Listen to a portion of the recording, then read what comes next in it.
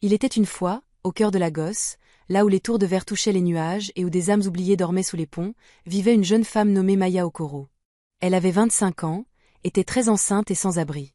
La ville la dépassait chaque jour, des costumes pressés d'aller au travail, des voitures éclaboussant dans les flaques, et des gens qui ne regardaient jamais deux fois la fille recroquevillée près d'un mur d'hôpital fissuré. Mais Maya n'était pas ordinaire. Sous son foulard usé et ses yeux fatigués vivait un esprit qui refusait de mourir. Sa mère, le docteur Nneka Okoro, avait été l'une des meilleures radiologues du Nigeria. Une femme qui parlait le langage des os et des ombres. Maya s'asseyait près du bureau de sa mère, traçant les étranges lignes blanches sur les radiographies et demandant ce qu'elles signifiaient. « Chaque marque raconte une histoire, » disait sa mère. « Si tu apprends à lire le corps, tu peux sauver une vie. » Des années plus tard, sa mère était partie, et ses leçons étaient tout ce qui lui restait. Le ventre de Maya était arrondi, ses chaussures déchirées, et son seul réconfort était de chuchoter à son enfant à naître. « Tu connaîtras un monde plus gentil que celui-ci. » Cette nuit-là, le tonnerre gronda dans le ciel comme un tambour en colère. La pluie se déversa sur les toits de l'hôpital et dans l'allée où Maya était blottie, serrant son châle. La ville sentait la rouille, la poussière mouillée et les vieux rêves. Elle n'avait pas mangé depuis le matin, mais la faim ne l'effrayait plus. Ce qui l'effrayait, c'était l'idée d'accoucher seule. Soudain, un bruit de choc assourdissant résonna dans la rue. Une voiture noire et élégante avait percuté un poteau électrique. Des étincelles pleuvaient. Le pare-brise vola en éclats. Les gens hurlaient. Sans réfléchir, Maya courut vers l'épave. Elle était pieds nus, trempée, tremblante. Mais son instinct était plus fort que sa peur. Un jeune homme fut tiré de la voiture. Il saignait, haletait, à moitié inconscient. Les ambulanciers le précipitèrent à l'hôpital, mais la salle d'attente était le chaos. Une infirmière leva une radiographie à la lumière, sa voix tremblante, « Je ne vois pas ce qui ne va pas. Ça a l'air normal. » Maya se figea à la porte. Elle vit le cliché une seule fois, juste une seule fois, et son cœur s'arrêta. Cette ombre près du poumon, elle la connaissait. Elle l'avait vue dans le vieux manuel de sa mère. Ce n'était pas normal du tout. Sa voix sortit en un murmure, « Excusez-moi. S'il vous plaît, regardez à nouveau. C'est un pneumothorax. Il est en train d'étouffer. » L'infirmière se retourna brusquement. « Qui êtes-vous » Maya s'avança, laissant des traces d'eau de pluie sur le sol. « Vous voyez cette tache sombre ici ? C'est de l'air piégé. Si vous ne relâchez pas la pression, il va mourir. » L'infirmière hésita, puis cria après un médecin. En quelques minutes, ils insérèrent un tube. Le jeune homme haleta, toussa et se mit enfin à respirer à nouveau. Pendant un long moment, la pièce fut silencieuse, à l'exception du bip rythmique du moniteur cardiaque. Le cœur de Maya battait si fort qu'elle l'entendait dans ses oreilles. Puis quelqu'un murmura, « Elle l'a sauvée. » Une autre voix ajouta, « N'est-elle pas enceinte ?» Maya recula, embarrassée. « J'aidais juste, » balbutia-t-elle, serrant son ventre. Elle n'attendit pas les remerciements. Elle se retourna et se glissa sous la pluie avant que quiconque ne puisse lui demander son nom. Mais quelqu'un avait tout enregistré sur son téléphone. La fille enceinte trempée, pointant la radiographie. Sa voix calme pendant que les médecins paniquaient. Au matin, la vidéo était partout. Femme enceinte sans abri, sauve la vie d'un milliardaire à Lagos. Maya ne savait pas que l'homme qu'elle avait sauvé était Ethan Adawal, l'un des plus jeunes milliardaires d'Afrique. Elle ne savait pas que son visage était maintenant sur tous les écrans. Elle savait seulement que son bébé avait donné son premier coup de pied cette nuit-là. Et pour la première fois depuis longtemps, elle sourit. Peut-être, murmura-t-elle à son enfant à naître. Le monde nous a enfin vus. Quand Ethan ouvrit les yeux ce matin-là à l'hôpital, le monde était doux et lointain. L'air sentait le désinfectant et la pluie. Sa poitrine lui faisait mal quand il essayait de respirer. Et pendant un instant, la panique vacilla derrière ses côtes. Puis il se souvint de quelque chose, pas clairement, juste des fragments. Une voix tremblante. Une voix de femme. « Vous voyez cette ombre ici ?» avait-elle dit. « Si vous n'agissez pas vite, il va mourir. » Il pouvait encore l'entendre. Ce mélange de peur et de courage. Cela l'avait guidé à travers l'obscurité, le ramenant vers la vie. « Monsieur, » dit doucement une infirmière. « Veuillez ne pas trop bouger. Votre opération s'est bien passée. Vous êtes stable maintenant. » Ethan la regarda. « Qui m'a aidé ?» L'infirmière hésita. Une jeune femme. Elle n'était pas l'une des nôtres. Elle était enceinte. Et elle a disparu avant même que nous puissions avoir son nom. Ethan cligna lentement des yeux, essayant de comprendre. Enceinte? Oui, dit doucement l'infirmière.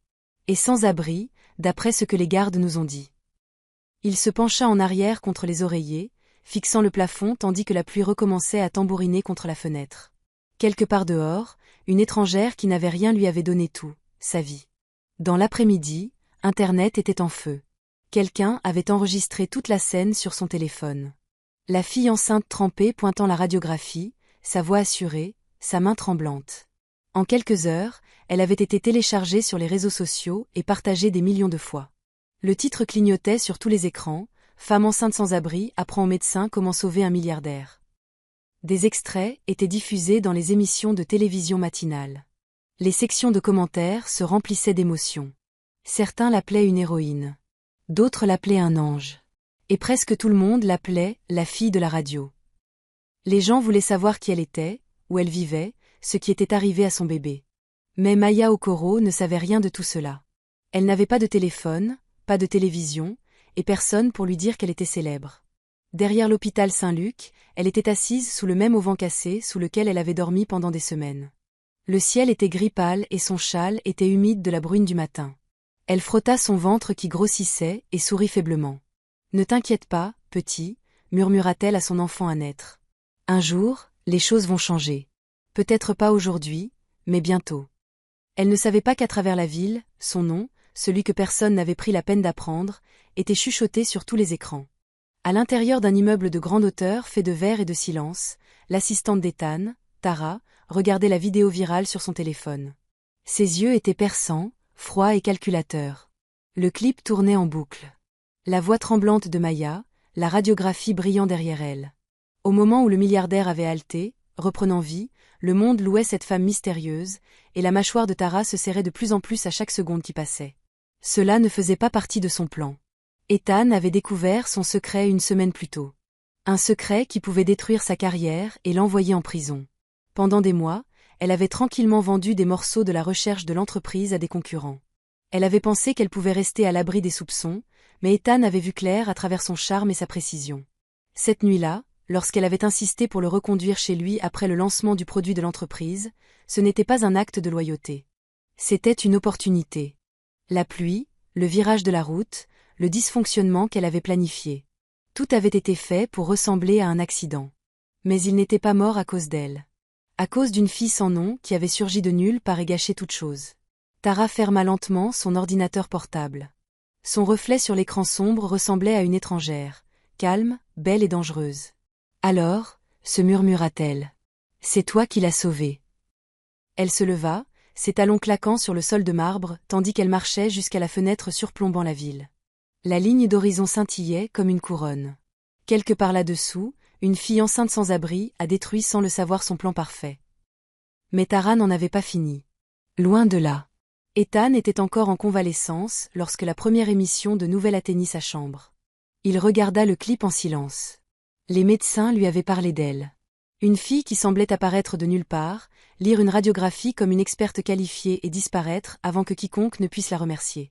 Il rejoua la vidéo plusieurs fois, mémorisant son visage, les boucles mouillées collées à son front. La façon dont sa main tremblait légèrement lorsqu'elle pointait du doigt, le feu dans ses yeux lorsqu'elle parlait. Non pas de l'orgueil, mais de l'intention. Il savait ce qu'il devait faire. « Trouvez-la », dit-il à Tara lorsqu'elle entra ce soir-là. Discrètement. Pas de médias, pas de police. Trouvez-la, c'est tout. Tara cligna des yeux, feignant la surprise. Vous voulez retrouver la femme sans abri. Oui, elle m'a sauvée. Je veux l'aider. Peut-être l'installer quelque part en sécurité. Tara n'hésita qu'une seconde avant de sourire gentiment. Bien sûr, monsieur. Je vais mettre l'équipe sur le coup. Mais derrière ce sourire, son esprit s'emballait. S'il trouvait Maya, tout s'écroulerait. Il commencerait à poser des questions. Il pourrait même se souvenir de choses. Des flashs de l'accident, de l'itinéraire qu'elle avait choisi, de la façon dont la direction avait échoué. Elle ne pouvait pas prendre ce risque. Non. Si Ethan voulait trouver la fille, alors Tara la trouverait la première. Cette nuit-là, tandis que la ville brillait avec les gros titres sur la fille de la radio, Maya était assise à côté de la benne à ordures de l'hôpital, mangeant tranquillement le sandwich qu'une infirmière compatissante lui avait laissé. Elle était épuisée, son corps lourd, son cœur étrangement paisible. Elle ne se souciait ni de la célébrité ni des éloges. Elle ne pensait même pas avoir fait quelque chose de spécial. Elle avait seulement fait ce que sa mère lui avait appris, voir ce que les autres manquaient, et agir quand personne d'autre ne le ferait. Pourtant, elle leva les yeux vers les lumières de l'hôpital et sourit. Quelque part à l'intérieur de ces murs, l'homme qu'elle avait aidé respirait à nouveau. C'était suffisant. Loin au-dessus d'elle, dans une tour de verre de l'autre côté de la ville, une autre femme regardait les mêmes lumières, non pas avec paix, mais avec fureur. Et bien qu'elle ne le sache pas encore, leur monde était sur le point d'entrer en collision d'une manière qu'aucune d'elles n'aurait pu imaginer. Le milliardaire, la fille mystérieuse, et l'assistante qui préférerait tout brûler plutôt que de laisser la vérité éclater. Une semaine passa, mais l'histoire de la fille de la radio refusait de s'estomper. Sa photo apparaissait partout, imprimée sur des gros titres, éditée en affiches et discutée dans toutes les émissions débat. Mais derrière tout le bruit, Ethan Adawal restait silencieux.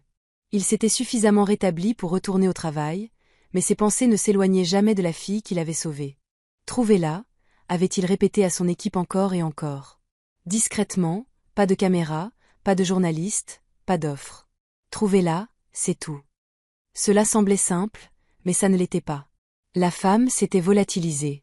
Pas de pièce d'identité, pas de numéro de téléphone, pas d'adresse. Certains disaient qu'elle était partie dans une autre ville. D'autres affirmaient qu'on lui avait offert des emplois à l'étranger. Rien de tout cela n'était vrai. Maya était toujours là, juste invisible, comme elle l'avait toujours été. Pour Maya, chaque jour depuis la nuit de l'accident avait été à la fois une bénédiction et un fardeau. Elle était reconnaissante d'être en vie, reconnaissante que l'homme qu'elle avait aidé ait survécu. Mais l'attention soudaine la terrifiait. Les hôpitaux fourmillaient maintenant de journalistes posant des questions, brandissant sa photo et promettant de l'argent à quiconque pourrait les mener à elle. Alors Maya se cacha. Elle quitta son emplacement habituel derrière l'hôpital pour une ruelle, tranquille près des stands de nourriture en bord de route. Là, l'odeur du maïs grillé et des arachides rôtis se mélangeait au gaz d'échappement. Ce n'était pas un foyer, mais au moins personne ne la reconnaissait. Son ventre était devenu plus lourd. Chaque coup de pied du bébé lui rappelait qu'elle n'avait plus beaucoup de temps pour trouver la sécurité avant l'accouchement. « Ne t'inquiète pas, mon petit » chuchota-t-elle, fredonnant doucement en frottant son ventre. « Maman va nous trouver un endroit bientôt. » De l'autre côté de la ville, la voiture d'Ethan roulait dans les rues sous la chaleur de fin d'après-midi. Il était assis à l'arrière de son élégante limousine noire, faisant défiler une pile de rapports, mais son cœur n'y était pas. Son assistante, Tara, était assise à côté du chauffeur, ses yeux se portant occasionnellement vers lui dans le rétroviseur. « Vous pensez toujours à elle » dit-elle doucement. Ethan ne leva pas les yeux. « Je lui dois la vie. » Tara força un sourire. « Vous lui devez de la gratitude, pas une obsession. » Il fronça les sourcils. « Vous ne comprendriez pas » Ses mains se serrèrent sur ses genoux. Mais elle ne dit rien. À l'intérieur, la jalousie brûlait. Cette fille était devenue un symbole de tout ce que Tara détestait. L'innocence, l'attention et un pouvoir qu'elle n'avait pas gagné. « Tournez à gauche » dit soudain Ethan au chauffeur. « Je veux m'arrêter aux marchés locaux. » Le chauffeur hésita. « Monsieur, cette zone n'est pas exactement. »« S'il vous plaît » interrompit Ethan, son ton calme mais ferme. La voiture ralentit et tourna dans une rue animée bordée de petits stands de nourriture et de kiosques en bois. Des enfants couraient entre les voitures, riant. Des vendeurs criaient les prix, de la fumée s'élevant de leurs grilles. Et puis Ethan la vit. Elle se tenait près d'un stand qui vendait du maïs rôti. Ses pieds nus étaient poussiéreux, ses cheveux tirés en un chignon lâche. Elle semblait plus mince que sur la vidéo, mais son visage portait la même détermination tranquille. Une main reposait de manière protectrice sur son ventre rond. Elle fredonnait doucement, la même mélodie qu'elle chantait à son enfant à naître. Quelque chose en Ethan changea. Le bruit autour de lui s'estompa, remplacé par le son de son rythme cardiaque et de sa chanson. « C'est elle » murmura-t-il. Avant que quiconque ne puisse l'arrêter, il ouvrit la portière de la voiture et sortit. Les gens le fixaient, le milliardaire en costume sur mesure debout au milieu du marché. Le sol boueux sous ses chaussures polies. Maya leva les yeux, surprise. Elle ne le reconnut pas tout de suite. Pour elle, il n'était qu'un autre homme riche déplacé dans un monde comme le sien. « Bonjour » dit-il, sa voix douce. « Vous avez aidé quelqu'un qui m'est proche. » Ses yeux se plissèrent légèrement. « Je pense que vous faites erreur. » Il secoua la tête. « Non, vous êtes la femme de l'hôpital, n'est-ce pas ?» Maya se figea, le souffle coupé. Pendant un instant, elle songea à fuir, mais son ton n'était pas cruel. Il était reconnaissant. Il fit un pas de plus, prenant soin de ne pas l'effrayer. « J'aimerais vous rendre cette gentillesse, » dit-il. Sa garde se leva instantanément. Elle avait déjà vu des gens comme lui. Des hommes avec des costumes coûteux et des sourires coupables. Il pensait toujours que l'argent pouvait tout effacer. « Je ne veux pas de charité, » dit-elle doucement. « J'ai seulement fait ce que n'importe qui aurait fait. » L'expression d'Ethan s'adoucit. « Vous vous trompez, » dit-il. « La plupart des gens n'auraient pas fait ce que vous avez fait. » Il tendit la main dans sa veste et en sortit une simple carte blanche. « Ceci est l'adresse de la Fondation Adawal. Nous aidons les gens à trouver du travail, un logement et des soins médicaux. Venez demain matin. Dites-leur que je vous envoie. Je pense que vous vous intégrerez parfaitement. » Maya fixa la carte comme si elle était fragile. Les lettres brillaient faiblement sous le soleil. Elle ne la prit pas tout de suite. « Pourquoi faites-vous cela ? » « Parce que le monde vous doit plus qu'un simple merci, » répondit-il. Leurs yeux se rencontrèrent. Pour la première fois, elle remarqua la légère cicatrice le long de sa mâchoire, un rappel de l'accident, et quelque chose dans son cœur s'adoucit. Pourtant, elle hésita. « Je ne peux pas promettre que je viendrai. »« Vous n'avez pas à le faire, » dit Ethan, pressant doucement la carte dans sa paume. « Pensez-y simplement. » Pendant une seconde, leurs doigts se frôlèrent. Le cœur de Maya palpita de façon inattendue. Il lui offrit un petit sourire gentil. « Prenez soin de vous et de votre bébé. » Avant qu'elle ne puisse répondre, il remonta dans la voiture. Le chauffeur démarra le moteur et la limousine s'éloigna, ne laissant derrière elle qu'un tourbillon de poussière et de curiosité. Maya resta là, fixant la carte dans sa main. Les lettres en gras disaient « Fondation Adawal, donner de l'espoir », et en dessous, un nom qu'elle ne remarqua pas tout de suite. Ethan Adawal, fondateur et PDG. Elle eut le souffle coupé. Ethan Adawal, l'homme qu'elle avait sauvé, l'homme dont le monde entier parlait, l'homme qui venait de se tenir devant elle. Calme, gentil et humain. Elle s'affaissa sur un banc en bois, le cœur battant la chamade. « Qu'est-ce que je viens de faire ?» murmura-t-elle. Quelques vendeurs à proximité chuchotaient entre eux, se demandant qui était l'homme dans la voiture noire. Mais Maya les entendait à peine. Elle serra la carte fermement, déchirée entre l'incrédulité et l'espoir. Des larmes montèrent à ses yeux. Non pas de tristesse, mais du sentiment soudain et fragile que peut-être, juste peut-être, sa vie était sur le point de changer. Elle baissa les yeux vers son ventre et sourit faiblement. « Qu'en penses-tu, petit ?» chuchota-t-elle. « Devons-nous tenter notre chance ?» Le bébé donna un coup de pied comme en réponse. Maya rit doucement à travers ses larmes. « Très bien, alors, » dit-elle. « Ce sera demain. » Mais quelque part loin au-dessus de la rue animée, à l'intérieur d'un bureau-terrasse de Adawal Metesh, Tara faisait défiler des images de vidéosurveillance montrant Ethan sortant de sa voiture pour parler à une femme aux pieds nus près d'un stand de marché. Son sourire revint, froid et aiguisé. « Alors » murmura-t-elle. « Tu l'as trouvé. » Elle ferma son ordinateur portable et chuchota. « Voyons combien de temps dure ta gentillesse lorsque le monde commence à regarder. » Et avec cela, la collision tranquille de leur monde avait commencé. L'une née de la gratitude, l'autre de la vengeance, et la troisième d'un espoir trop fragile pour voir quel danger les attendait. La fondation Adawal ne ressemblait pas à un endroit où une fille enceinte sans abri aurait pu se sentir à sa place. Le hall était lumineux et propre, la lumière du soleil tombant à travers de hautes fenêtres sur des sols blancs qui faisaient grincer chaque chaussure. Un mur de photos montrait des familles souriantes, des étudiants en toge de remise de diplôme et des médecins debout, à côté de machines qui semblaient venir du futur. Maya se tenait là, son châle usé dans les mains, et essayait de respirer. Elle avait dormi dans une ruelle la nuit précédente. Maintenant, elle était ici grâce à une carte pressée dans sa paume et à une promesse prononcée d'une voix douce. Une réceptionniste aux yeux bienveillants remarqua la façon dont Maya touchait son ventre lorsqu'elle était nerveuse. « Bienvenue, » dit-elle doucement. « Vous devez être Maya. Monsieur Adawal a dit que vous pourriez venir. » Maya hocha la tête. « Seulement s'il y a une place pour moi. »« Il y en a, » répondit la femme. « Et pas par pitié. Suivez-moi. » Ils donnèrent à Maya un bureau dans l'aile de recherche, un badge avec son nom dessus et une place à côté de deux stagiaires qui chuchotaient déjà sur elle avec admiration. Son travail, au moins pour la première semaine, était simple. Aider à tester une nouvelle version du logiciel de diagnostic de la Fondation, un outil qui aidait les médecins à lire les radiographies et les scanners. Le travail était répétitif. Cliquer, comparer, enregistrer, mais les images lui parlaient comme de vieux amis. Os, poumons, ombres, lignes, le langage silencieux du corps que sa mère lui avait appris à lire. À midi, Le premier jour, elle avait terminé tous les cas échantillons. À la fin du deuxième jour, elle corrigeait des fichiers mal étiquetés et signalait des anomalies que personne d'autre n'avait remarquées. Elle ne se vantait jamais. Elle expliquait seulement avec un calme patient, comme si elle rappelait au monde de ralentir et de voir. Le troisième jour, elle s'arrêta sur une radiographie pulmonaire que le logiciel avait marquée comme à faible risque. Quelque chose dans le coin de l'image la dérangeait. À peine un murmure de gris.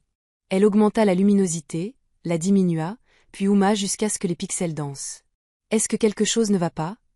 demanda l'un des stagiaires. « Je ne suis pas encore sûre, » dit Maya. « Mais regardez ici. » Elle pointa du doigt le faible flou juste au-dessus du poumon droit.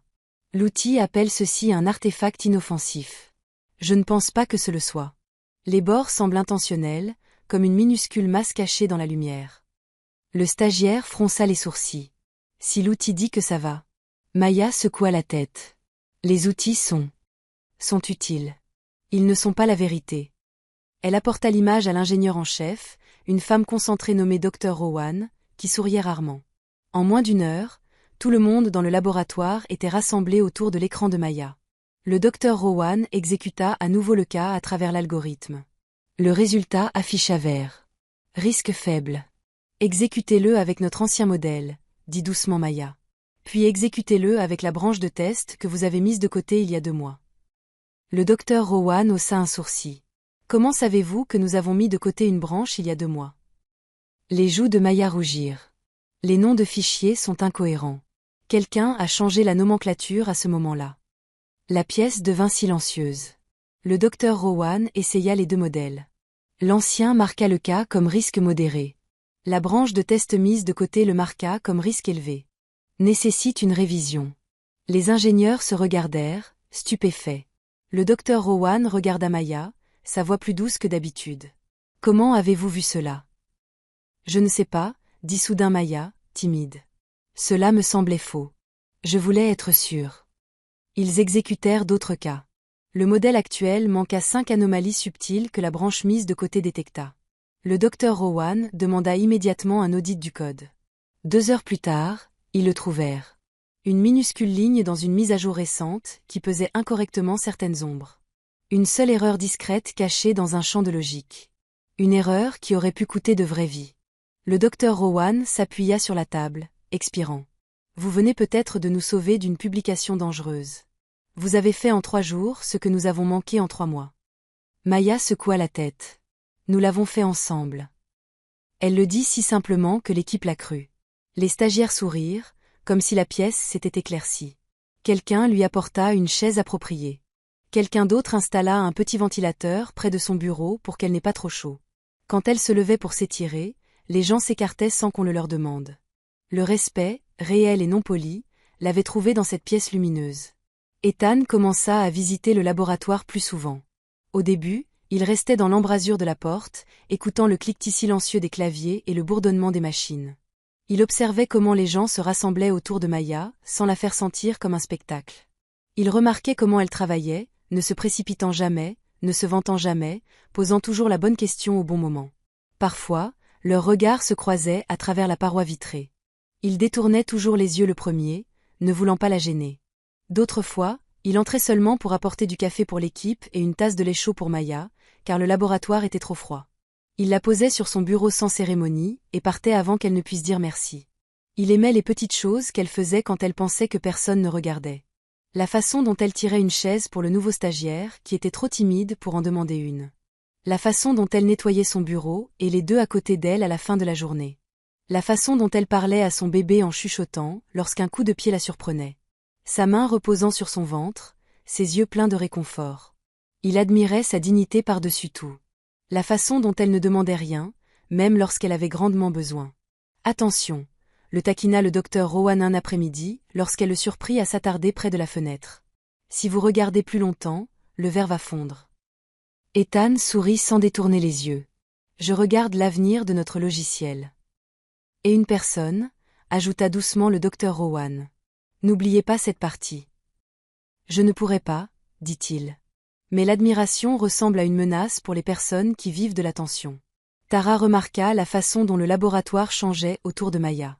Elle remarqua comment l'emploi du temps d'Ethan incluait désormais des visites impromptues.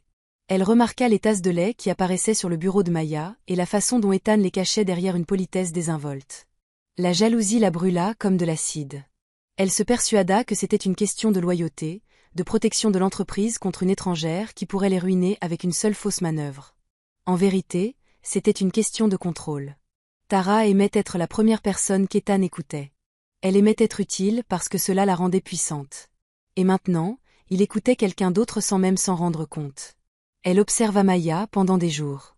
Elle apprit ses habitudes de déjeuner, ses pauses, le moment où elle sortait pour respirer lorsque la pièce devenait lourde. Elle remarqua que Maya mangeait rarement assez et ne prenait jamais la dernière part de quoi que ce soit. Cela rendit les choses faciles. Le vendredi, Tara arriva au laboratoire avec un sourire assez brillant pour éclairer une pièce. « Maya, je voulais te dire bonjour correctement. Voudrais-tu déjeuner ?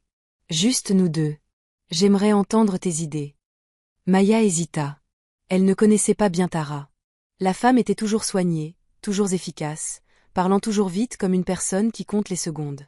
Pourtant, la gentillesse restait de la gentillesse. « Merci, » dit Maya. « J'aimerais bien. » Elles marchèrent jusqu'à un café tranquille à 2 pâtés de maison. L'endroit sentait le pain frais et la cannelle. Tara commanda une salade et un café. Maya choisit une soupe et de l'eau. Elle mangea lentement, comme le font les gens dont le corps a appris à rationner. « Tu es forte, » dit Tara, remuant son café avec une cuillère en argent. « Je veux dire, tu es intelligente. Tu vois des choses que les autres manquent. »« Merci, » dit Maya avec prudence. « Mais il ne faut pas oublier comment fonctionne le monde, » continua Tara, inclinant la tête dans une pose pensive. « Les gens dans le monde d'Ethan n'épousent pas des filles comme nous. » Maya cligna des yeux. « Je ne cherche pas l'amour. Je veux seulement une chance de travailler. » Tara sourit comme si c'était adorable. « Bien sûr. Je dis juste d'être réaliste. La presse aime une histoire, et en ce moment, tu es la parfaite. La distance est courte entre héroïne et gros titres, et les gros titres deviennent vite désagréables. » La cuillère de Maya s'arrêta au-dessus de son bol. « Pensez-vous que je devrais partir ? » « Je pense, » dit doucement Tara, « que tu devrais te protéger. Souris pour les caméras quand tu le dois, et garde la tête baissée quand tu le peux. Ethan est gentil, mais ce monde ne l'est pas. » Maya hocha lentement la tête. « Merci pour l'avertissement. » Elles terminèrent le déjeuner par une conversation polie sur le logiciel, sur la formation, sur rien du tout. Tara paya avant que Maya ne puisse atteindre sa poche. Elle la raccompagna avec l'éclat d'une sainte. Puis, au moment où Maya retourna à son bureau, Tara envoya un message depuis un téléphone dont personne à la fondation ne connaissait l'existence. Une photo de Maya à son poste de travail. Une capture d'écran d'Ethan se tenant dans l'embrasure du laboratoire. Une seule ligne sous les 2 images.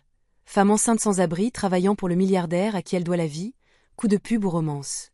En soirée, le message était partout. L'article comparait les horodatages et tirait des conclusions cruelles. Il décrivait les tasses de lait chaud comme des mots d'amour. Il qualifiait Maya de « symbole pratique » et de « risque non formé ». Il remettait en question les motivations d'Ethan. Il captura un arrêt sur image de Maya souriant à une blague et l'étiqueta « flirt », comme si un sourire pouvait être un crime. Les sections de commentaires étaient pires. Certains la défendaient. Beaucoup ne le faisaient pas. Des étrangers aux opinions bruyantes écrivaient qu'elle courait après un homme riche, qu'elle voulait un père pour son bébé, qu'elle était une actrice engagée pour promouvoir une marque.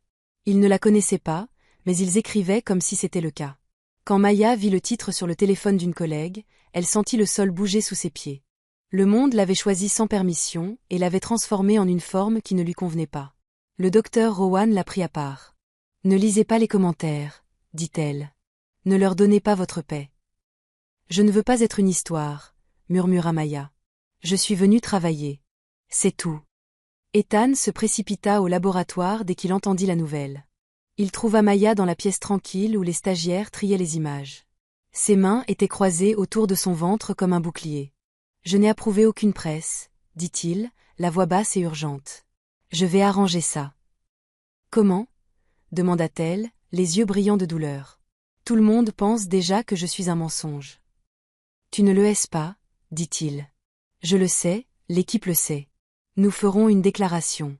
Nous le ferons. »« Je ne veux pas de déclaration, » dit-elle. « Je veux du silence. Je veux redevenir petite. » Il tendit la main, puis s'arrêta, craignant de franchir une limite. « S'il te plaît, ne pars pas à cause de ça. » Maya déglutit. Si je reste, ton monde va me dévorer vivante et il fera de mon enfant un repas. Il n'avait pas de réponse à cela. Il pouvait acheter des immeubles. Il pouvait changer des politiques. Il ne pouvait pas retenir une foule avec ses mains. Donne-moi un jour, dit-il. Laisse-moi arranger ça. Elle secoua la tête. Tu ne peux pas. Les gens croient ce qu'ils veulent. Cette histoire est plus forte que la vérité. Ethan, merci pour la chance, murmura-t-elle. Et pour le lait chaud. Personne ne m'a apporté quelque chose de chaud depuis longtemps. Avant qu'il ne puisse parler à nouveau, elle plaça son badge et sa carte clé sur la table. Elle toucha le bord du badge d'un doigt, comme si elle disait au revoir à une version d'elle-même qui avait presque trouvé un foyer. Puis elle se retourna et sortit du laboratoire. Pas de drame, pas de voix élevée, seulement une sortie silencieuse qui ressemblait à une porte qui se ferme sur une pièce pleine de lumière. À la tombée de la nuit, elle avait disparu. Le numéro au dos de la carte d'Ethan sonna 2 fois et passa au silence. La sécurité vérifia les rues où elle dormait habituellement. La clinique dit qu'elle n'était pas passée. Les vendeurs du marché ne l'avaient pas vue depuis le matin. Ethan resta dans son bureau bien après que tout le monde soit rentré chez soi, fixant la ville comme si elle pouvait lui répondre. Il appela son directeur de la communication et refusa toutes les interviews. Il appela le service juridique et exigea des suppressions là où c'était possible. Il appela le docteur Rowan et lui demanda de maintenir l'audit en cours afin que le travail ne s'effondre pas sous le poids d'une rumeur. Puis il rappela le numéro et écouta la longue sonnerie vide. De l'autre côté de la ville, Maya était assise seule dans une gare routière tranquille, ses mains croisées sur son ventre, le badge de la fondation devenant froid dans sa poche. Elle ne l'avait pas encore jeté. Elle n'était pas prête pour cette coupure finale. Son bébé donna un coup de pied, doux et insistant, et elle pressa sa paume contre le mouvement, des larmes coulant sur son visage. « Je suis désolée, » murmura-t-elle. « Je pensais que cette porte était la nôtre. » Elle essuya ses joues, se leva et marcha vers les ombres où personne ne la reconnaîtrait. Elle avait bâti une vie en disparaissant. Elle pouvait le refaire. De retour dans la tour de verre, Tara regardait les gros titres se multiplier. Elle se dit qu'elle ne sentait rien. Elle se versa un verre d'eau et toucha la fenêtre du bout de ses doigts frais. « Tu vas l'oublier, » dit-elle à la nuit, comme si la ville pouvait écouter au nom d'Ethan.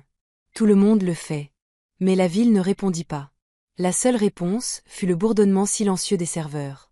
Les lumières clignotantes sur un réseau qui allait bientôt transporter un incendie qu'elle ne pourrait pas contrôler. Parce que les histoires construites sur des mensonges finissent toujours par se déformer, et qu'avec le temps, la vérité trouve de l'air. Pour l'instant, il n'y avait que le silence, un badge manquant et un homme qui devait sa vie à une femme qu'il ne pouvait pas retrouver. Les gros titres ne s'estompèrent pas comme Ethan l'avait espéré. Ils s'attardèrent comme des fantômes dans chaque salle de réunion et chaque chuchotement. Les membres du conseil d'administration étaient agités, les actionnaires prudents et les journalistes tournaient toujours comme des vautours attendant un nouveau scandale. Le nom d'Ethan était devenu le centre d'une tempête médiatique. Et derrière tout cela, il y avait une seule question, qui a fait fuiter l'histoire? Pendant une semaine, il ne dit rien. Il étudia chaque communication interne, chaque fichier et chaque horodatage. Sa colère devint plus silencieuse, plus froide, plus aiguisée, et lorsqu'il fut finalement sûr, il appela Tara à son bureau. Elle entra avec sa confiance habituelle, élégante, posée et souriante comme si de rien n'était. « Vous vouliez me voir ?» Ethan se tenait près de la fenêtre, dos tourné. La vue de la ville scintillait sous lui, mais il ne la voyait pas. « Oui, » dit-il, son ton bas. « Fermez la porte. » Elle obéit, sa main hésitant sur la poignée pendant une demi-seconde avant que le clic ne les enferme. « Je vais faire simple, » dit Ethan, se tournant pour lui faire face. « Avez-vous fait fuiter l'histoire sur Maya ?» Tara cligna des yeux, son expression parfaitement neutre. « Non, bien sûr que non. Pourquoi le ferais-je ? » « Parce que, » dit-il, s'approchant. « Vous êtes la seule à avoir les photos, les horaires et l'autorisation d'accéder au flux de sécurité du laboratoire, et parce que j'ai découvert que vous utilisiez un appareil chiffré non enregistré selon la politique de l'entreprise. Voulez-vous essayer à nouveau ? » Son visage ne bougea pas.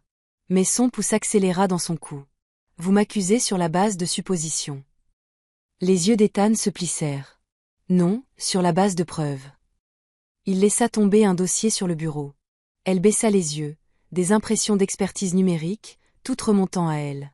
Son cœur trébucha, mais elle garda sa voix égale. « Vous vous trompez. »« J'aimerais que ce soit le cas, » dit doucement Ethan. « Mais la vérité fait toujours surface, parfois plus vite que les mensonges. » Il se détourna à nouveau, essayant de contrôler la colère dans sa poitrine. À cause de vos actions, Maya est partie. Elle a démissionné. Elle est dehors, seule, enceinte, terrifiée, et vous êtes assise ici à prétendre que vous n'y êtes pour rien. Le masque de Tara se fissura un instant. Son ton se durcit.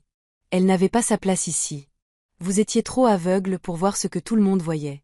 Elle n'a jamais été l'une des nôtres. La mâchoire d'Ethan se serra. Vous semblez jalouse. Jalouse? Lâcha-t-elle. De quoi? D'une fille des rues? Elle n'avait pas de diplôme, pas de passé, pas de chic. Elle est arrivée et tout à coup, tout le monde a agi comme si elle était un miracle. Peut-être parce qu'elle était, dit Ethan, la voix calme mais dangereuse. Elle a fait ce que le reste d'entre nous a manqué. Tara croisa les bras, sa colère masquant autre chose, la peur. Vous vous ruinez pour quelqu'un qui n'est même pas qui vous pensez qu'elle est. Ethan fronça les sourcils. Qu'est-ce que cela signifie? Elle sourit légèrement. Rien. Juste que vous ne la connaissez pas aussi bien que vous le pensez. Il la fixa, quelque chose de froid commençant à se former dans son ventre. Si vous savez quelque chose, dites-le. Mais Tara sourit simplement, étroitement et en sachant. Faites attention à qui vous protégez, Ethan.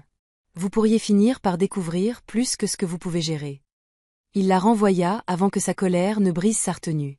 Lorsque la porte se ferma derrière elle, il s'appuya sur le bureau, respirant difficilement. Chaque mot qu'elle avait dit résonnait en lui. Tu ne la connais pas aussi bien que tu le penses. Cette nuit-là, longtemps après que tout le monde soit rentré chez soi, Ethan reçut un message anonyme sur son email privé. Pas de ligne d'objet, juste un seul lien et 3 mots. Vous méritez de savoir. Il hésita avant de cliquer. Le lien menait à un dossier cloud rempli de contrats scannés, de fils de mail et de mémos internes datant de plus d'1 an, des fichiers concernant des données vendues à des entreprises rivales. Le nom de Tara apparaissait à plusieurs reprises, lié à des paiements secrets, de fausses factures et de fausses sociétés de conseil. Mais au bas du dossier se trouvait autre chose. Un ancien fichier étiqueté dossier d'employé docteur, Neka Okoro. Ethan se figea. Ce nom encore. Il l'avait vu une fois sur un ancien formulaire de brevet au début de l'entreprise, mais n'y avait pas prêté attention. Il ouvrit le fichier. À l'intérieur se trouvaient des documents datant de 25 ans. Des notes de recherche, les premières esquisses d'un algorithme et une lettre signée par le docteur Neka Okoro. Et en bas, dans la marge d'une page, il y avait une note écrite à l'encre décolorée. Si mes filles trouvent un jour ceci, faites-leur savoir que cela a été créé pour guérir, pas pour le profit. Filles. Ethan se laissa tomber lentement. Filles, au pluriel. Son cœur commença à s'emballer. Il chercha plus loin et trouva une déclaration de transfert manuscrite, un document montrant que l'entreprise avait acheté l'algorithme de diagnostic original à Neka Okoro après sa maladie. La signature sous la sienne indiquait Taindo Okoro Adebe, le père de Tara. Il fixa le nom, la réalisation le frappant comme un coup de poing. Okoro Adebe Adawal. Tara et Maya partageaient le même nom de famille, autrefois enfoui sous des années de révision et de changement de marque. Demi-sœurs, 2 filles de mondes différents, l'une née dans la richesse, l'autre laissée dans la poussière. Le lendemain matin, Ethan convoqua à nouveau Tara. Cette fois, il n'y avait ni chaleur, ni patience, seulement l'acier d'un homme qui avait vu la vérité. Elle entra, sa confiance étant un masque mince étiré sur la panique. « J'espère que c'est une excuse, » dit-elle légèrement. « Vous aviez l'air contrarié hier. » Ethan fit glisser l'ancien document sur la table. « Dites-moi ce que c'est. » Tara baissa les yeux, son sourire narquois s'estompant. « Où avez-vous trouvé cela? » « Alors c'est vrai, » dit-il doucement. « Vous et Maya, sœur. » La gorge de Tara se serra, mais elle força un rire. « Demi-sœur, techniquement, et c'est de l'histoire ancienne. Pourquoi cela importe-t-il? » « Parce que vous avez menti, » dit Ethan. « Vous m'avez laissé croire que Maya n'était qu'une étrangère. Pendant tout ce temps, vous saviez qui elle était. Elle ne se connaît même pas elle-même, » dit froidement Tara. « Elle ne se souvient pas de lui. Elle ne se souvient de rien. » Vous vous êtes assuré qu'elle ne le fasse pas, dit Ethan. N'est-ce pas? Les yeux de Tara brillèrent. Vous ne comprendre. Mon père a construit cette entreprise à partir de rien, après avoir quitté sa mère. Il a tout donné à Adawal Medtech. Et maintenant, tout le monde veut réécrire l'histoire. Faire d'elle l'héroïne. Avez-vous une idée de ce que cela fait de voir une vie de privilège s'effondrer à cause d'une fille sortie du ruisseau? Ethan la fixa, l'incrédulité et le dégoût se mêlant dans sa poitrine. Vous ne protégez pas votre père. Vous protégez votre orgueil. Elle inclina la tête, sa voix devenant presque calme. Vous pensez qu'elle est votre sauveuse, mais laissez-moi vous dire quelque chose, Ethan. Elle ne l'est pas. Sa mère, Neka Okoro, était le vrai génie. Cet outil d'IA sur lequel tout votre empire est bâti, c'est son travail. Mon père l'a volé quand elle est tombée malade. Vous avez profité de son design pendant des années. La pièce devint silencieuse. Ethan sentit son pouls battre dans ses oreilles. Il secoua la tête. Ce n'est pas possible. Les brevets, les dossiers. Vérifiez-les à nouveau, interrompit Tara, la voix perçante. Vous verrez quelle est l'écriture sur la formule originale. Ce n'est pas celle de mon père. C'est la sienne. Il s'effondra dans sa chaise. Les mots lui manquaient. L'entreprise autour de laquelle il avait bâti sa vie. L'empire dont il était si fier, né du vol. Toute sa fortune existait parce qu'une femme malade avait été spoliée de son génie. Il regarda Tara, toujours calme, toujours souriant comme si la victoire avait un goût sucré. Vous saviez, dit-il doucement. Tout ce temps. Bien sûr que je savais, dit-elle. Et maintenant vous aussi. Pourquoi me le dire maintenant? Parce que vous l'avez choisi, dit-elle, la voix basse et venimeuse. Vous m'avez rendu invisible.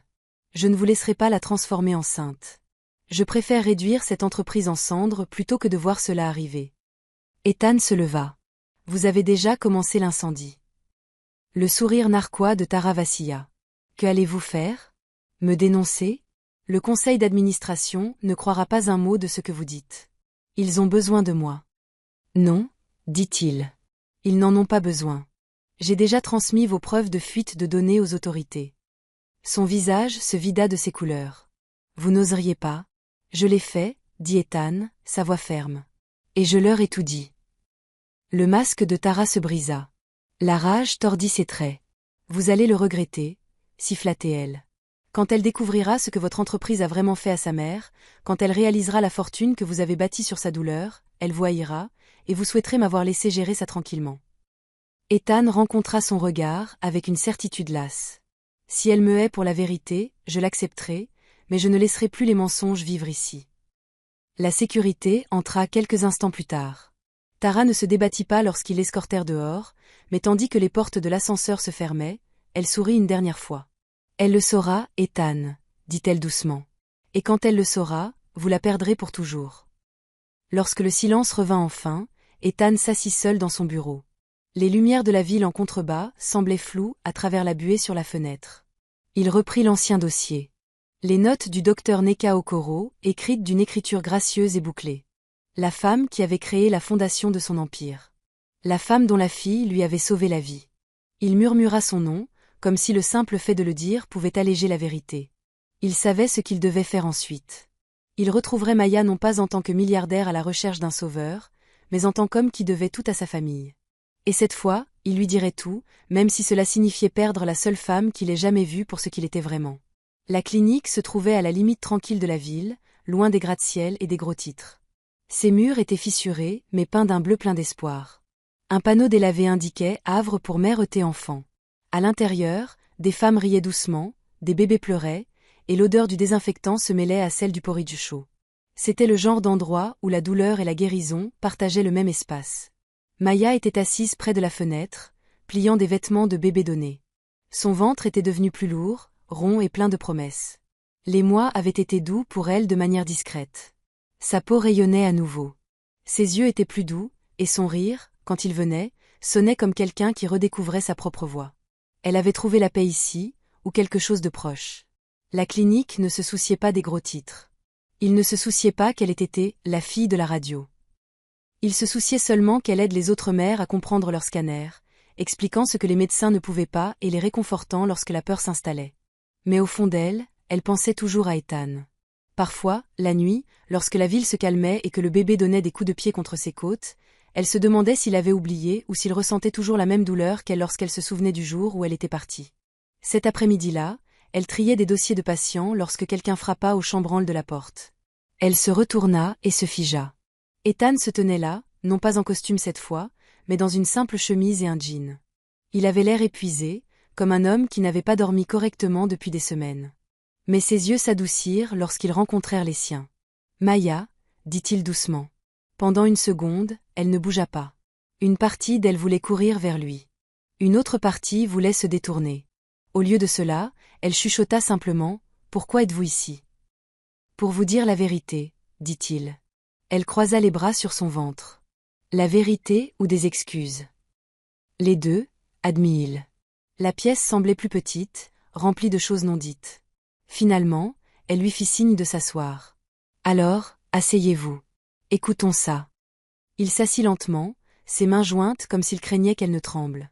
Vous méritez de tout savoir sur votre mère, sur Tara, sur l'entreprise. Le cœur de Maya rata un battement. Ma mère. Ethan hocha la tête. Le docteur Neka Okoro. Elle n'était pas seulement une radiologue. Elle était une pionnière. Le logiciel de diagnostic que nous utilisons chez Adawal MedTech, celui qui m'a sauvé la vie, a commencé avec elle. Elle a conçu la première version, il y a des décennies. Votre mère a bâti les fondations de tout ce que nous avons accompli. Les lèvres de Maya s'entr'ouvrirent, mais aucun son n'en sortit. Elle a vendu les droits quand elle était malade, continua Ethan. Mes prédécesseurs l'ont sous-payé et ont enterré son travail sous d'autres noms. Et le père de Tara s'est assuré que votre mère ne reçoive jamais le crédit. Je ne l'ai découvert que récemment. Je suis désolée que cela ait pris si longtemps. Les mains de Maya tremblaient sur ses genoux.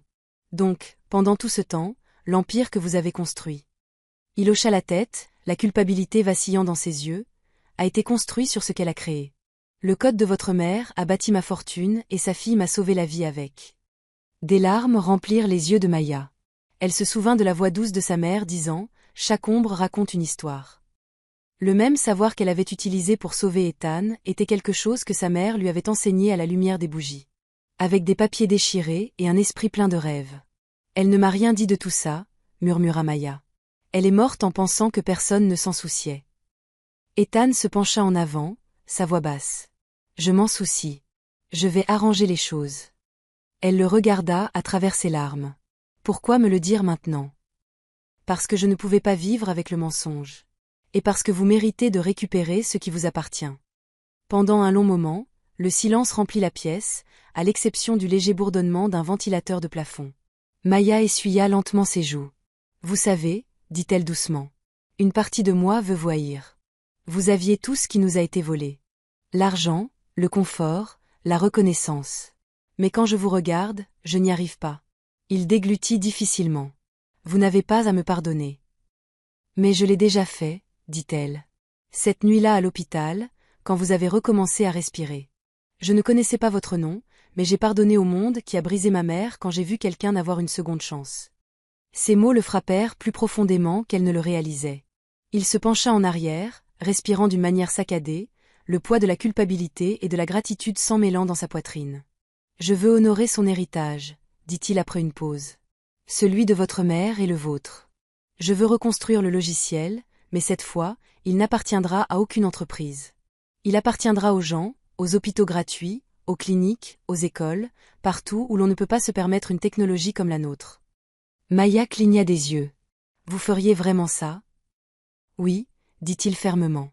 Et je veux que vous le dirigiez. Appelez-le comme vous voulez. Votre mère mérite que son nom revienne dans le monde. Le souffle de Maya se coupa. Elle sourit faiblement, les yeux toujours humides. Alors appelez-le projet Neka. En son honneur, Ethan hocha la tête, un petit sourire tirant sur le coin de ses lèvres. Projet Neka, répéta-t-il doucement comme si les mots portaient la lumière. Des semaines plus tard, la petite clinique bourdonnait d'excitation. Ethan avait fait venir une petite équipe d'ingénieurs et de bénévoles. Ils travaillaient dans un espace donné avec des ordinateurs portables et de la détermination. Maya supervisait tout, écrivant, testant, formant, construisant quelque chose de nouveau à partir des morceaux du passé. Elle était assise devant un écran d'ordinateur un après-midi, révisant l'interface, lorsqu'elle vit l'écriture de sa mère apparaître dans l'un des anciens commentaires de code, pour ceux qui n'ont pas les moyens d'avoir un deuxième avis. Maya sourit à travers ses larmes. « Nous le terminons, maman », chuchota-t-elle. Ethan entra doucement dans la pièce, déposant une tasse de thé chaud à côté d'elle. « Vous travaillez trop dur », dit-il gentiment. « Vous aussi », répondit-elle. Il gloussa doucement. « Juste. » Leurs yeux se rencontrèrent pendant une longue seconde. L'air entre eux n'était plus seulement de la gratitude. C'était quelque chose de plus calme, de plus profond, un lien forgé dans la vérité, pas dans les circonstances. « Merci », dit Maya, de m'avoir tout dit, de ne pas l'avoir caché. J'aurais dû vous le dire plus tôt, dit-il. Peut-être, répondit-elle, souriant faiblement. Mais parfois, la vérité doit voyager à travers la douleur avant d'arriver là où elle est censée aller. Ethan l'étudia, la lumière du soleil soulignant son visage comme un portrait. Vous ressemblez à votre mère. J'espère que oui, murmura-t-elle. Ils travaillèrent tard dans la soirée, examinant les données et testant les scanners. Dehors, les lumières de la nuit vacillaient à travers la ville. La même ville qu'il avait autrefois oubliée. Mais maintenant, elle construisait quelque chose qui leur survivrait à tous. Le projet NECA n'était pas seulement un logiciel. C'était une rédemption. Un outil conçu pour détecter les maladies précocement, formé sur des données provenant d'hôpitaux à travers le continent, et offert gratuitement à chaque établissement. Lors de l'événement de lancement, Maya se tenait sur scène à côté d'Ethan. Les caméras clignotaient, mais pour une fois, elle ne se déroba pas. Elle portait une simple robe blanche, son ventre rond et lumineux sous la lumière douce. Ethan la présenta non pas comme la fille de la radio, mais comme la fille du docteur Neka Okoro, la visionnaire derrière le projet NECA. Quand ce fut son tour de parler, Maya prit le microphone avec des mains tremblantes. Ce projet n'est pas une question de technologie, dit-elle. C'est une question de justice. Ma mère croyait que le savoir devait guérir, et non diviser. Aujourd'hui, nous rendons son rêve aux gens auxquels il était destiné. L'auditoire se leva en applaudissements. Le cœur d'Ethan se gonfla de fierté en la regardant se tenir droite. Elle n'était plus une victime des circonstances, mais l'auteur de son propre héritage. Quand elle se tourna vers lui, elle sourit. On dirait que l'espoir coule dans notre code, dit-elle doucement. Ethan sourit en retour. Et l'amour coule dans le tien. Plus tard cette nuit-là, lorsque la salle fut vide et que les caméras furent parties, Maya se tint dehors sous le ciel calme. Elle posa ses mains sur son ventre et murmura « Nous l'avons fait, maman ». Ethan la rejoignit, se tenant un pas derrière elle. « À quoi pensez-vous » Elle leva les yeux vers les étoiles. Qu'elle serait fière. Que peut-être les choses brisées dont nous héritons n'ont pas à rester brisées. Ethan hocha la tête. Non, parfois elles se transforment en miracles. Et tandis que le vent les effleurait, portant le léger bourdonnement des rires et des nouveaux départs, Maya sourit doucement. L'héritage de sa mère avait enfin trouvé sa place. Non pas dans un laboratoire, ni dans une entreprise, mais dans le cœur d'une fille qui refusait de laisser son histoire se terminer dans le silence. La lumière du soleil matinal pénétra par la petite fenêtre de la chambre de la clinique, touchant le visage de Maya comme une douce promesse. Elle était épuisée mais rayonnante. Ses bras étaient enroulés autour d'un minuscule nouveau-né emmailloté dans une couverture jaune pâle. Le bébé était arrivé juste avant l'aube. Après des heures de travail remplies de larmes, de rires et de prières murmurées. Quand il pleura enfin, le son fut comme de la musique. Une déclaration que l'espoir avait retrouvé son chemin dans le monde. Une infirmière sourit chaleureusement. « Félicitations, Maya. Vous avez un fils. » Maya pouvait à peine parler. Elle toucha sa joue douce, ses yeux brillants. « Bonjour, petit, » murmura-t-elle. « Tu as réussi. » Elle le nomma Noah, signifiant repos et réconfort. Cela lui semblait juste. Après tout ce qui s'était passé, c'est ce que cet enfant représentait. La paix après la tempête. La nouvelle se répandit rapidement. Les médias qui l'avaient autrefois dépeinte comme un coup de pub la célébraient, maintenant comme un symbole national de résilience. Les gros titres s'affichaient sur Internet. Des rues au génie, la fille de la radio devient mère et innovatrice. Maya Okoro, la femme qui a donné une âme à la science. Des photos d'elle tenant le bébé Noah lors du lancement du projet NECA circulaient en ligne.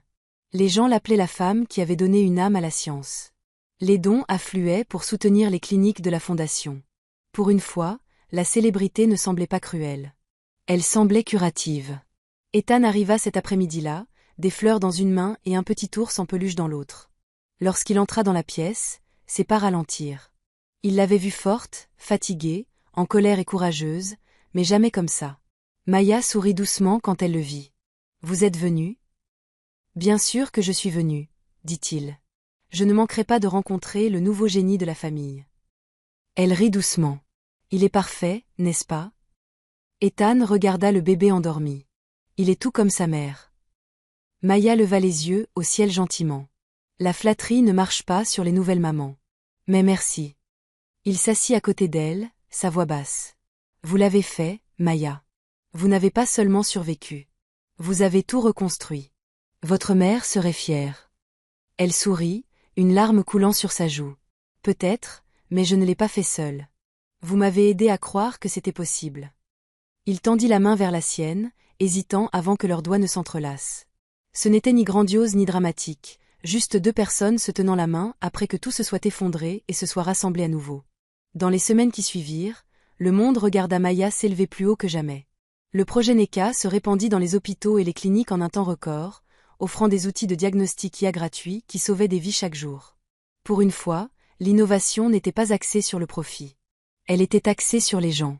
Ethan et Maya travaillèrent côte à côte, leur partenariat se transformant en quelque chose de plus profond, quelque chose de non dit mais d'indéniable. Quand elle avait besoin d'espace, il lui donnait. Quand elle peinait à concilier maternité et travail, il se présentait tranquillement, sans attente, apportant de la nourriture, aidant avec les rapports, ou berçant simplement le bébé Noah pendant qu'elle terminait le codage.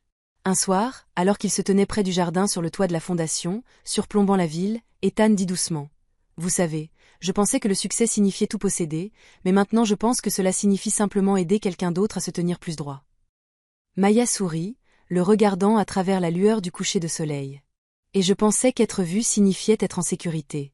Mais maintenant je sais qu'être valorisé est mieux. » Il se tourna vers elle, ses yeux chaleureux. « Maya, je veux faire partie de l'avenir que vous construisez. Pas en tant que PDG, juste en tant que moi. » Son cœur palpita. Cet avenir n'est pas simple. Nous non plus, dit-il. Elle ne répondit pas tout de suite. Au lieu de cela, elle inclina doucement la tête contre son épaule et murmura, « Alors construisons-le lentement. » Tandis que leur vie s'épanouissait, la justice rattrapa enfin les ombres qu'ils avaient laissées derrière eux. Après des semaines d'enquête, des preuves des crimes de Tara firent surface. Données volées, manipulation financière, chantage. Ces empreintes étaient sur tout. Ethan refusa d'interférer ou de montrer de la vengeance. « Laissez la loi faire son travail, » dit-il calmement à ses avocats. Le procès fut court mais intense. Les journalistes remplissaient la salle d'audience, avides du prochain scandale. Tara était assise, pâle et provocante, sa confiance autrefois impeccable se fissurant sous le contre-interrogatoire. Lorsque le verdict fut lu, coupable de tous les chefs d'accusation. Vol d'entreprise, fraude de données et diffamation. Elle cligna à peine des yeux lorsque le juge la condamna à 5 ans de prison. Ethan ne ressentit aucun triomphe, seulement le soulagement que la vérité ait finalement été prononcée à voix haute. Lorsque les journalistes lui demandèrent plus tard une déclaration, il dit simplement « La trahison ne met pas fin aux histoires. Elle révèle qui mérite de continuer à les écrire. » Tara fut emmenée en silence, ses talons résonnant comme des applaudissements qui s'estompent. Quelque part au fond d'elle, elle comprit peut-être enfin que le pouvoir construit sur des mensonges ne dure jamais. Pendant ce temps, le rapport de la première année du projet NECA était stupéfiant. Plus de 300 000 patients examinés dans les hôpitaux ruraux. Des centaines de maladies précoces détectées. D'innombrables vies sauvées. Maya a reçu un prix pour l'innovation. Se tenant devant une foule qui avait autrefois douté d'elle, tandis que les applaudissements tonnaient dans la salle, elle croisa le regard d'Ethan dans le public, fier, silencieux et plein de quelque chose qu'elle ne pouvait plus feindre de ne pas ressentir. Après la cérémonie, elle le trouva dans les coulisses, tenant le bébé Noah. Il a applaudi plus fort que quiconque, dit Ethan avec un sourire. Maya rit, les larmes aux yeux. C'est l'enfant de son père, alors. Ethan cligna des yeux, surpris. Son père. Elle sourit, s'approchant. Vous avez été là pour nous plus que quiconque. Je n'ai pas besoin d'un test pour savoir qui a été un père pour mon fils. Il déglutit difficilement. Maya. Ne dites rien, murmura-t-elle. Tenez-nous juste. C'est suffisant. Il le fit, doucement, avec respect, comme si tenir elle et l'enfant signifiait tenir tout ce qu'il avait toujours voulu.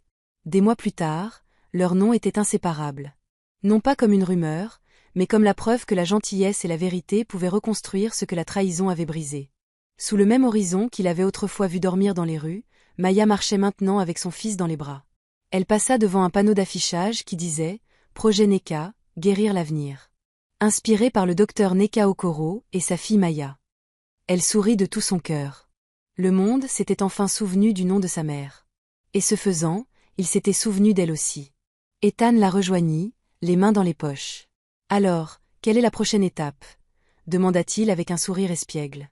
Maya regarda la route scintillante dans la lumière du soir. Ensuite, nous continuons de guérir. Nous continuons de construire. Nous continuons d'aimer. Il hocha la tête. Ensemble. Elle leva les yeux vers lui, le regard doux. Ensemble.